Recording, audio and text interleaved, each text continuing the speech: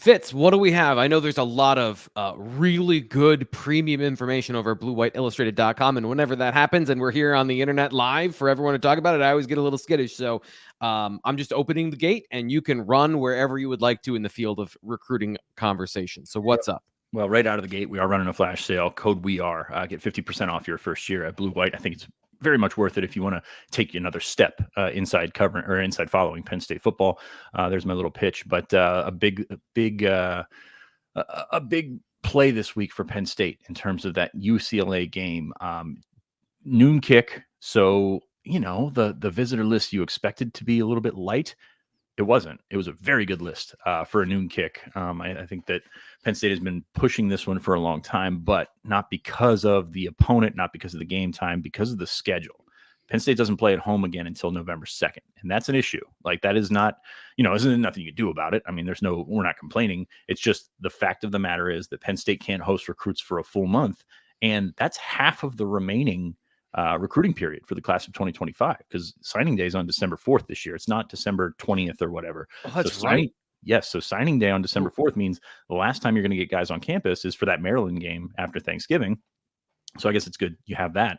You've got the whiteout, of course, and working backwards, you've got Ohio State. So 3 premium opportunities to get them to campus, but that's a long time. That's a long time from now. In recruiting world, a month is a long, long time. So Penn State pushed hard to get potential flip targets to campus. This weekend, they hosted 4. That's a remarkable job to be able to secure those guys, because it ain't easy. Like, they don't like flip information out there.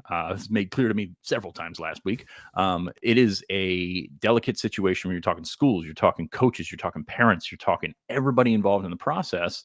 Like, we didn't report Lex Cyrus was here until he was in the car on Saturday heading to State College. And I know that's only a 90-minute trip, but it's still, it's a tense 90 minutes to make sure those guys show up. But Lex Cyrus, Brandon Finney from McDonough was the guy that Ryan Snyder wrote about last week. That he was here as the Oregon commit. Josh Johnson, a surprise show from Louisville. Very, very interesting prospect, interesting recruitment over the summer. At one point, we thought he was going to be a Nittany Lion. At one point, he told us he was going to be a Nittany Lion. I was going to say, it was on a lock at one point. Not bitter about that at all. But you look at Penn State's need now at safety. He's a defensive back, one of those guys. He's about 6'2", 190, so he kind of fits in that safety mold. Maybe that plays some corner and then move over to safety mold. But Josh Johnson, all of a sudden, an important target for Penn State. And then finally, Bradley Gompers from Pittsburgh Central Catholic, a guy that we've talked about on the show. I know the show loves him for many reasons, but Pennsylvania linebacker is always going to turn headlines here. So those 4 getting on campus, and we had updates on all 4 yesterday on Blue White Illustrated. Ryan actually had an interview with Brandon Finney that he ran last night. But important targets for Penn State, because about half the board there, maybe not quite half the board. I put out a couple of trimmings last week of names that are just all over the place, but very important. I can't emphasize how important it is to get those guys in at the beginning of October, because you're not going to have a chance to get more guys in until November 2nd. So just one of those things to get in the back of your mind. There's not much time left in the class of 2025. Penn State has 24 commitments. It's split down the middle, 12 and 12. Still have needs at different positions. You have needs at wide receiver. You're always going to look at offensive linemen. No matter how many offensive linemen you have, you're always going to look at offensive linemen. Same with defensive line. A linebacker. Do you need a linebacker, T. Frank, do you think? I mean, you got a couple in this class, and you've got some options with guys like LeVar Arrington II, but you got a guy like Bradley Gompers in your backyard. Yeah. All of a sudden, you need a linebacker, so that makes sense. And, of course, safety is one that's definitely, with Antonio Branch flipping to Colorado, is one that matters a lot. So 2025 was not active, or 2024 was not active down the stretch last year. I looked at, I think they flipped Tyser Denmark. Was that it in 2024? And then they got Jalen Harvey late, who wasn't a flip, but that's pretty much the action after the summer break there. So it's a really interesting difference from last year. And I think you can talk scholarships. I think you can talk expanding that roster and things like that as contributors, but also I think they're a little bit more aggressive this year. 2 things kind of pop into my mind during that conversation. First off, at linebacker, until I figure out who's a linebacker and who's an edge rusher, I don't know. But you bring up a really great point about safeties, linebackers. It feels like those 2 should be vying for the same spots on a recruiting roster, and it seems like they're just going to take all of them. If you want more of the information on some of the flip targets and some of those flip candidates, check out our latest issue of Inside the Den, the premium members only podcast at bluewhiteillustrated.com, where Fitz and Ryan Snyder go through pretty much the entire flipboard and give you their opinions on the situation with those players heading into the game last weekend. So the information is still very relevant considering the number of players we talked about. And of course, they've got more information on those players updated since then at bluewhiteillustrated.com. But that you bring up a very important point that I had not adjusted in my mind. It's not December 20th, it's December 4th.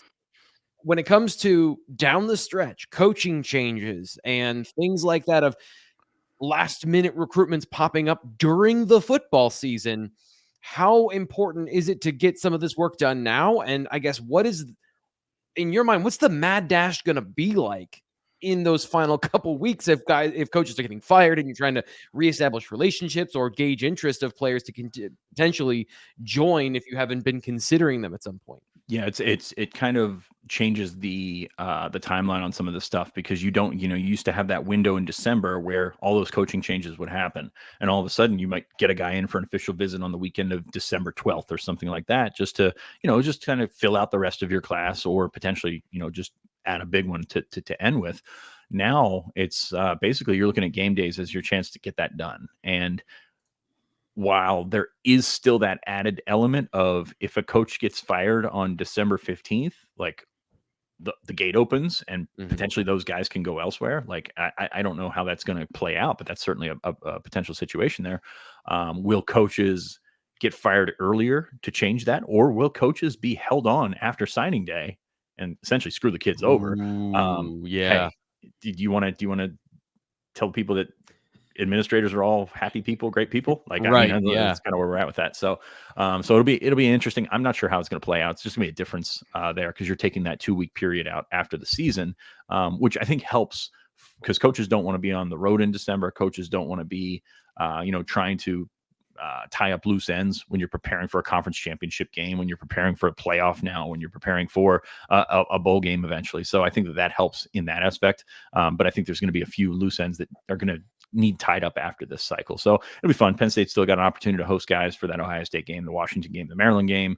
And I think that, and after that Maryland game, it goes quiet and then goes dead. So it's not bad. It's not good. I just think it's different. You're going to have to adjust to that in your mind. Cause I know, in the last week I've had a tough time doing that.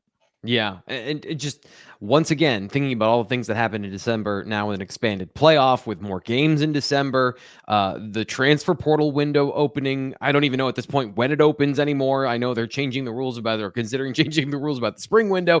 And of course, recruiting, signing period. It's almost like these two things shouldn't happen at the same time, but yet they do all the time.